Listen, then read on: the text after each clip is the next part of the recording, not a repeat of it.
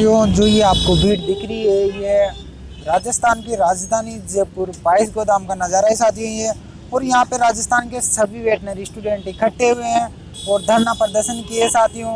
और गवर्नमेंट के सामने, सरकार के सामने कुछ मांगे रखी है साथियों।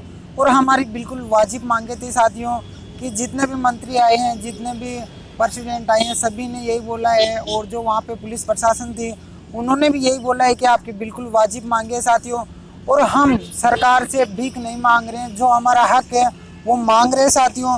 तो आज की इन मांगों का क्या निष्कर्ष निकला है, हमारी मांगे पूरी होगी या नहीं होगी साथियों, और क्या क्या मांगे थी, और कौन कौन मंत्री आए हैं साथियों, और कितने टाइम में मांगे पूरी होगी, ये सभी बातें इस वीडियो में आपकी क्लियर हो जाएगी। इसलिए आप लोग प्लीज़ इस वीडियो को एंड लास्ट तक बिना स्किप किए आपको देखना है। और प्लीज़ आप लोग इस वीडियो को ज़्यादा से ज़्यादा लोगों तक ज़रूर शेयर करें, हमारी गवर्नमेंट तक आवाज़ पहुँचाई साथियों। और साथियों, आप लोगों का भी हक बनता है वेटनरी डॉक्टरों को सपोर्ट करने का, क्योंकि साथियों ये एक मात्र ऐसे डॉक्टर होते हैं जो बेजुबान जानवरों का इलाज साथियों एक बार मैं आपको हमारी मांगे बता देता हूँ कि हमारी मुख्य मांगे क्या थी। तो साथियों, हमारी मुख्य मांग थी कि इंटर्नशिप का भत्ता बढ़ाया जाए, क्योंकि जो एमबीबीएस के जो स्टूडेंट हैं, एमबीबीएस डॉक्टर है, उनका इंटर्नशिप 15,000 से ऊपर कर दिया गया है।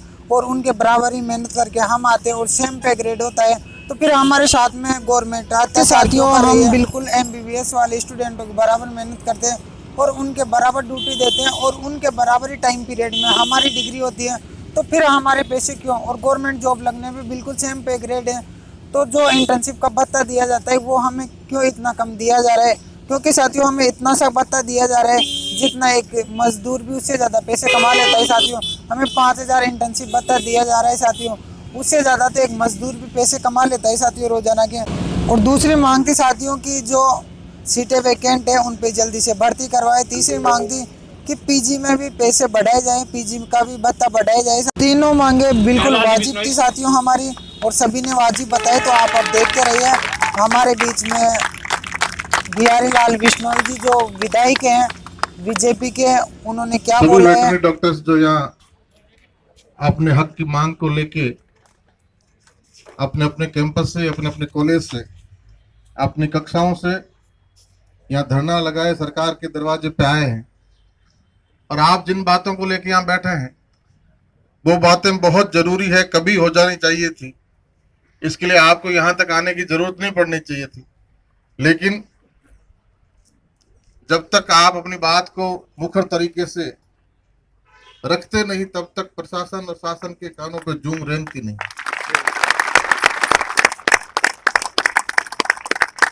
और निश्चित तौर पर पशुपालन हमारी अर्थव्यवस्था का रीढ़ है, इसमें कोई दो राय नहीं। हम राजस्थान की विधानसभा में 200 लोग बैठे हैं, राजस्थान की 8 करोड़ जनता का प्रतिनिधित्व करते हैं। उस जनता का जो बोल के अपनी समस्या बता सकती है। और आप तो वो लोग हैं जो बेजुबानों की बात समझते हो गए।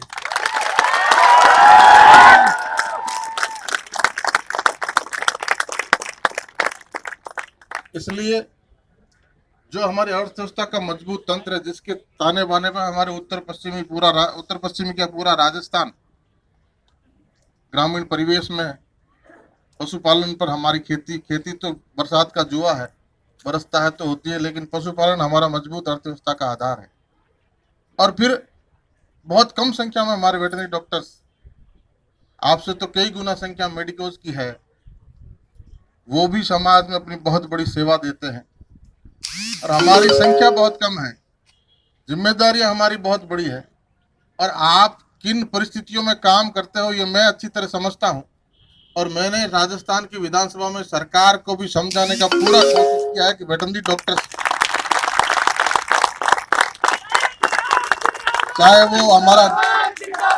हमारा वो बहन है, चाहे बेटी है, चाहे हमारा नौजवान साथी है, वेटरनरी डॉक्टर्स के रूप में फील्ड में किन विपरीत परिस्थितियों में, कठिन परिस्थितियों में बिना किसी सुविधा के वो काम करता है, उसको धरातल पे जाकर देखोगे तो समझोगे कि पशुपालन और किसान के नाम पे बड़ी बड़ी बातें करने वाले हम लोग धरातल पे उसके लिए क्या कर रहे हैं। मैंने जब ये आपका विषय, क्योंकि बीकानेर से आता हूँ, वेटरनरी यूनिवर्सिटी तो अब बनी है, पहले वो हमारी यूनिवर्सिटी का एक कॉलेज हुआ करता था, उसी यूनिवर्सिटी का मैं छात्र रहा हूँ। और मैं एग्रीकल्चर का छात्र रहा हूँ, मेरे फादर वेटनरी डॉक्टर है, तो आपसे एक अपनापन सा है, अपना घर जैसा रिश्ता है अपना। आपकी बात को पुरजोर तरीके से रखा, क्योंकि आपकी बात को, आपकी समस्या को, आपकी तकलीफ को मैं बेहतर तरीके से जानता हूँ। और राजस्थान सरकार के कृषि और पशुपालन मंत्री माननीय कटारिया जी को भी मैंने एक एक बात बड़ी तफसील से उनको समझाई है, उनको बताई है। और मेरे विधानसभा सत्र में ये मामला उठाते ही और मैंने उनको ब्रीफ किया, पूरा आधा घंटा लेके एक एक चीज को बताया, तो उसके बाद उन्होंने कुछ दिन बाद मुझे बुला के ये कहा कि आपने जो बात उठाई उसको हमने फाइल बना के डिपार्टमेंट से फाइनेंस में भिजवा दिया है और जल्दी ही वेटरनरी डॉक्टर्स की इस मांग को हम पूरा करेंगे। लेकिन इस बात को कई महीने गुजर गए, उस बात को कई महीने गुजर गए और आज सरकार ने अपनी खुद ही पीठ थपथपाई कि हम कृषि और पशुपालन का अलग से बजट लेके आए हैं। ऐसा राजस्थान में पहली बार हुआ है, ऐसा सरकार में माननीय मुख्यमंत्री जी ने आज बजट पेश करते हुए कहा है। तो ऐसा पहली बार हुआ है, तो ऐसा पहली बार ये भी होना चाहिए कि उस एनिमल हस्बेंड्री और एग्रीकल्चर का जो बजट आप अलग से लेके आए हो, तो हमारे इन डॉक्टर्स की जेन्युइन प्रॉब्लम को समझो और इसको इसी बजट सत्र में अपनी रिप्लाई में मुख्यमंत्री जी घोषणा करें।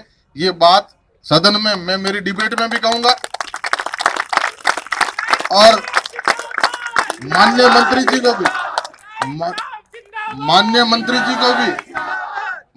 जी को भी मैं इस बात को, मुख्यमंत्री की रिप्लाई होगी उससे पहले कल ही हाउस में माननीय मंत्री जी को भी एक एक बात से रूबरू कराऊंगा, एक एक बात से इस पूरी बात उनको बताऊंगा। तो 1 और 1 11 गिनती में तो 1 और 1 2 होते हैं, लेकिन राजनीति में 1 और 1 11 होते हैं। तो मंत्री लगेगा और विपक्ष का विधायक भी साथ लगेगा, तो उम्मीद करता हूं 100% के मुख्यमंत्री अपनी रिप्लाई में आपकी इस मांग को पूरा करें।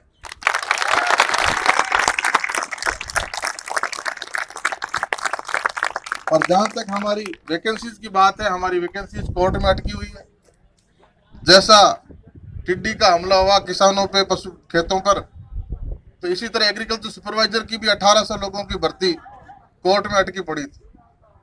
और जब उसको सदन में सरकार को चेताया तो सरकार ने भी उस पर एक्शन मोड में आते हुए, टिड्डी जितनी तेज तो सरकार नहीं चली, लेकिन फिर भी सरकार कुछ चली तो एजी साहब खुद वहां पैरवी के लिए खड़े हुए, तो वो भर्ती प्रक्रिया पूरी हुई।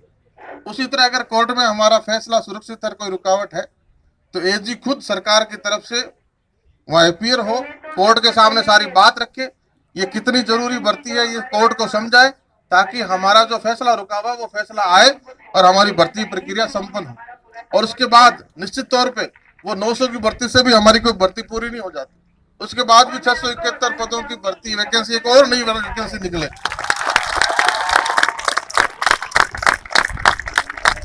और वो वैकेंसी भी साथ साथ पूरी हो। इन सारी बातों को सदन में मैं रखूंगा, मेरी डिबेट में भी, क्योंकि एग्रीकल्चर और इस बजट पे डिबेट में चर्चा में भाग लेते हुए एक एक बात आपके वहां रखेंगे। और मंत्री जी को तो कल ही ब्रीफ करूंगा और 4 दिनों में मुख्यमंत्री जी से कुछ क्षेत्र की बातों को लेकर मिलने का समय मांगा है और मिलता है तो मुख्यमंत्री जी को भी सारी बात बता दूंगा। और 100% एक बार मुलाकात हो गई तो निश्चित किसान है, पशुपालक है, और हमारे हक की बात जब मेडिकल्स को मिलता है, आयुर्वेद के साथियों को मिलता है, हिंदुस्तान के अलग अलग प्रदेशों में वेटरनरी डॉक्टर्स को भी मिलता है, तो उन जितना तो हम हरियाणा कर्नाटका जितना हम नहीं कर पाए, लेकिन हमारा मेडिकल। तो साथियों अब मैं आपको बता देता हूं कि क्या निष्कर्ष निकला है आज का जो प्रदर्शन किया था, जो शांतिपूर्वक, बिल्कुल शांति से, बिल्कुल एकदम बिना कुछ नुकसान पहुंचाए सार्वजनिक संपत्ति को, हमारे सभी वेटनरी स्टूडेंटों ने, जितने भी हमारे सीनियर जूनियर्स है मेरे, उन सभी ने बिल्कुल शांतिपूर्वक धरना दिया है 22 गोदाम पे। तो उसका क्या निष्कर्ष निकलेगा और क्या निष्कर्ष निकला है, क्या पॉजिटिव न्यूज़ है, वो मैं आपको समझा देता हूँ। तो साथियों संसद में भी 8 से 10 स्टूडेंटों को लेके गए थे और वहाँ पे भी बात, जो नोखा के विधायक हैं मुरारी लाल जी, उन्होंने बिल्कुल आश्वासन दिया है, बिल्कुल पॉजिटिव रहे हैं वो हमारे साथ में। और सांसद में भी जो स्टूडेंट गए थे संसद भवन में, वहाँ पे भी उनसे 3 दिन का टाइम मांगा गया है साथियों। तो ऐसे करके 3 दिन का टाइम मांगा गया है और 2 से 3 दिन की छुट्टी है, तो लगभग वैसे 7 दिन में तब भी एग्रीकल्चर का और वेटनरी का जो बजट आएगा उसमें बिल्कुल हमारे लिए गुड न्यूज़ आने की संभावना है पूरी। इसलिए आप लोगों से हमारी ये रिक्वेस्ट है कि प्लीज़ आप लोग इस वीडियो को ज़्यादा से ज़्यादा शेयर करें, ज़्यादा से ज़्यादा लोगों तक जरूर शेयर करें और हमारा साथ दे साथियों, तब भी हमारे देश की जीडीपी बढ़ सकती है। क्योंकि राजस्थान की सबसे ज़्यादा योगदान जीडीपी में किसानों का होता है और किसानों को ओनली फॉर वेटनरी डॉक्टरी आगे बढ़ा सकते हैं साथियों। और अब हमारा नेक्स्ट स्टेप, अगर कुछ गुड न्यूज़ नहीं आई है, अच्छी न्यूज़ नहीं आई है बजट में, तो अब स्टूडेंट बिल्कुल आक्रोश में हैं और बहुत हाई लेवल पे, बहुत बड़े लेवल पे धरना प्रदर्शन करेंगे। और अब की बार अगर धरने पे बैठ गए तो तब तक नहीं हटेंगे साथियों, जब तक हमारी मांगे पूरी नहीं हो जाती। इसलिए प्लीज़ इस वीडियो को ज़्यादा से ज़्यादा लोगों तक ज़रूर शेयर करें। Thank you all of you. मिलते हैं नेक्स्ट वीडियो में। और अब स्टूडेंट क्या डिसीजन ले रहे हैं वो भी बताएंगे आप।